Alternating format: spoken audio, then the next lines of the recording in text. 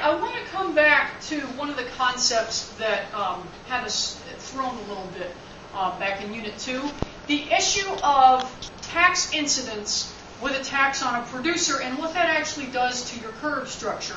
Now, when we talked about taxes and subsidies last semester, when we did this in macro, we said that anything that makes it cheaper or easier for a firm to produce will shift supply to the right.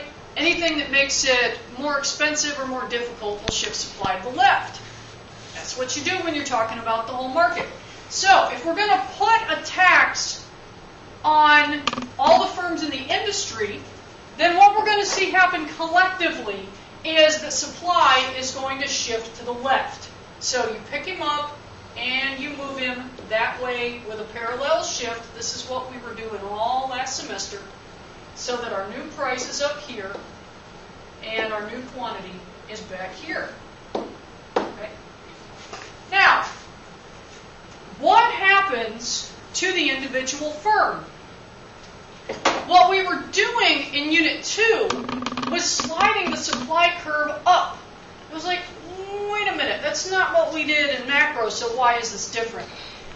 That approach is actually derived from the cost curves.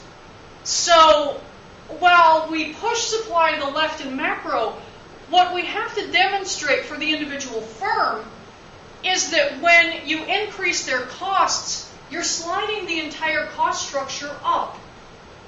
So your average total cost goes up, your average variable cost goes up, your marginal cost goes up. So what happens to your supply curve? Well, if it shifts up, then you have to show that the whole thing, and I'm just going to use marginal cost for right now because that's the part that's actually your supply curve. If you shift it up, then we can take this and go up with it. Now, what's actually happening here, if I did this more dramatically, you would see a bigger drop in your quantity. So for the individual firm, what you're actually doing is jacking up their costs when you put a tax on the producer. It's lowering their output. What's happening for the industry as a whole is you're also lowering their output by showing it left on the macro graph. So macro approach, we were talking about the whole industry, we went right and left.